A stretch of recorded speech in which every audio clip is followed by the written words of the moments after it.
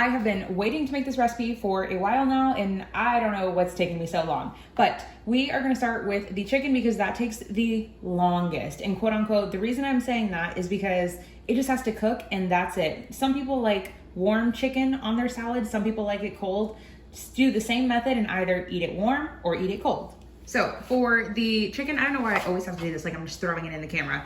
One of my friends gave me one of, I swear to you, every flavor. I have like 7 boxes of this. This is the Crispy Buffalo Shake and Bake. I wish this was sponsored, but it's not. I have never used this before. Like I didn't know Shake and Bake was a brand. I always thought Shake and Bake was kind of like, you know, you put this in the bag, you shake it, and like, that's just your thing. I didn't know this is an actual brand, but this is gonna be good. So all this is seasoned breading. Could I have done this myself? Absolutely, but why would I when I have this? So in here, I guess it comes with like 2 pouches. Like I said, never done this, I've never used this brand before. Okay, you guys are figuring this out with me. Okay, so this is the bag. Then we're gonna put the shake stuff in here. And then we're gonna bake or air fry. Remember, just because I'm using an air fryer does not mean that you cannot make this because you don't have an air fryer. Same thing, you can fry it in a skillet. Of course, the one thing I like about doing it in the air fryer versus a skillet is, for one, obviously it doesn't get greasy, but it also doesn't get very soggy. Air fryer things, if anything, if you leave it out for too long, it just becomes hard, but not soggy. Does that make sense? I hope so. We're just gonna take this and I guess just rip it. It's so funny whenever I'm talking to family members like who don't cook and they use the microwave for everything. I call them when I'm making things like this because I've never done it before. Okay, it smells really good. I guess we're just gonna put this in here. Is it even in frame? Can you guys see? I hope so. This does not look like very much breading, but my chicken pieces are small. Okay, so we're gonna put this in here.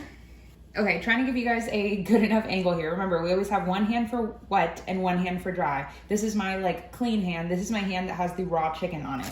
So you're gonna open the bag with your clean hand, and then with your wet hand, you're gonna dump your chicken in here. I really feel like I should just do one at a time. I think that's what we're gonna do because if I put it in there, the chicken's wet, so it's just gonna make it clumpy. And this already has salt, but remember, you can always season in the end, but with things like this, you don't want to add too much salt because unless you taste the breading beforehand, which I forgot to, but it's okay.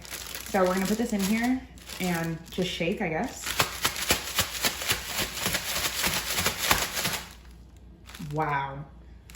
I could have been a millionaire if I would have thought to do something like this. Okay, and then also, I've seen people coat their air fryer in like aluminum foil and stuff. Do not coat it in aluminum foil. All of these tiny little holes in here is creating ventilation. That's the same thing with all of these things are on the side as well. This is giving you good airflow, which is gonna make it crispy on the bottom and the top.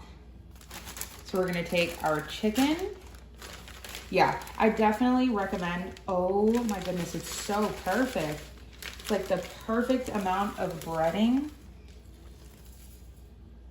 And then of course, just lay it in a nice flat layer. Wow, okay. I'm like so shocked by this. Then we're just gonna go ahead and do it with the rest of the pieces. All right, as I've finished up with the last piece here, remember, this has raw chicken juice all in these breadcrumbs. Do not save it, don't freeze it, don't throw it in the refrigerator, you will get sick. Then of course, once you have all of your pieces done, a little bit of cooking spray. Literally like 2 little sprays on each. And then of course, we're gonna do the other side.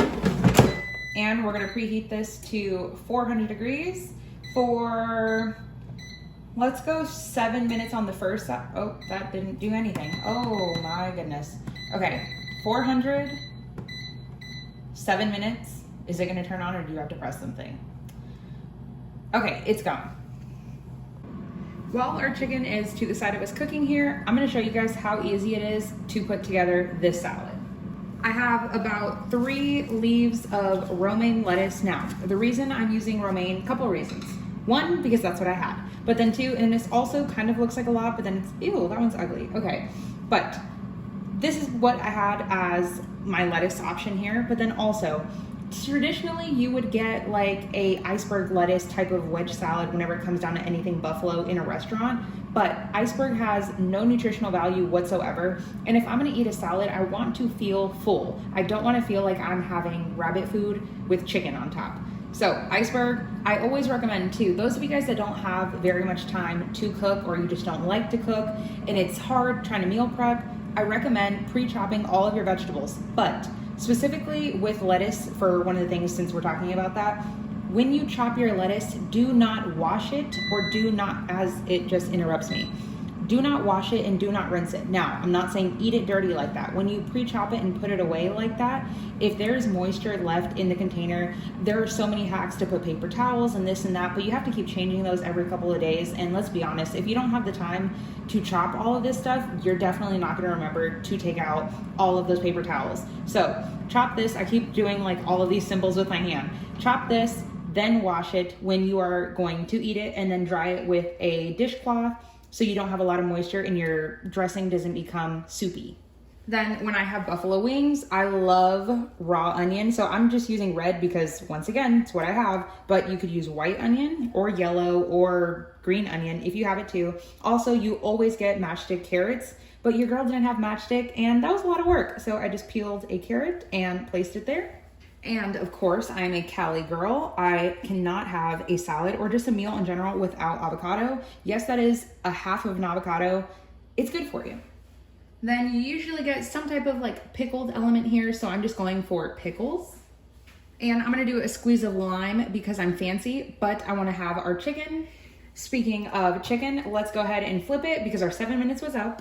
Okay, let's see how, ooh. Gonna see how we're doing here. Okay, you don't want to mess with it too much and take the breading off. And if some of it comes off, it's okay. Ooh, okay, we're looking real good. How am I gonna get this last one? Okay, good enough. Now I'm gonna hit this other side with some oil and we're gonna let it go for about another 5 to 6 minutes. Okay, so while the other side of our chicken is cooking, we're gonna work on our salad dressing. Once again, super simple. A bottle of ranch dressing, because that is typically what you eat with buffalo wings. And I'm not really measuring, it just kind of depends on how saucy you like your salads. I love a lot of dressing, but of course, because I'm trying to be healthy, I'm trying to like eat less of certain things. But I mean, who cares? I'm having a salad, right? Okay, that's actually a 1/4 cup right there. Then you can add one of two things or both, because why not? A little bit of Red Hot. This is also like, not a 1/2 gallon. This is just a cool little container. And then there is also Frank's Red Hot, just regular and not buffalo. I'll be completely honest, to me, they taste very similar. I mean, if you were to lie to me and tell me you use buffalo and you gave me the other one, I probably wouldn't know the difference. But now this all depends on spice preference. I would say start off with, if you really don't like spice, a tablespoon, but I would go with 2 tablespoons minimum up to an equal amount of a 1/4 cup. And I'm gonna go with, I don't know, that looks like good enough. And then just so we don't have to wash more dishes, I'm gonna take the same fork that I will be eating my salad with. And it just gives you a cool color of a dressing, and obviously it helps thin out the ranch too, because ranch can be super thick, and like, that's why I need to do my nails, my goodness. That's why I also mentioned that you wanna make sure that your lettuce is dry, because if not, your ranch is just gonna have, like a super loose ranch that just looks watery, and ain't nobody want that. Okay, now you can always taste this for salt and for black pepper, and you can add whatever you want in here. But like I said, we are doing a simple salad, and that's it. Delicious. Ooh, I might not even need that lime. It's very vinegary. Oh my goodness, my mouth is watering. Oh, let's get this together. Okay, let's take out, ooh, okay. All right, we're gonna take our chicken out and we're gonna put it on our cutting board, and then we're gonna slice it up. Now, just like I said, if you want your chicken to be hot, eat it now on your salad, you're good to go. That's probably how I'm gonna do it, because the girl is hungry, because it is 6:03 p.m. But if you wanted yours to be cold or room temperature, just leave it out with a little cover over it and you should be good. Would y'all look at this? I don't know about you guys. I'm so ready to just drench this in dressing, sit down and watch 90 Day Fiancé and call it a day. Okay, now that the dressing is on, we can watch 90 Day Fiancé. I really hope you guys make this.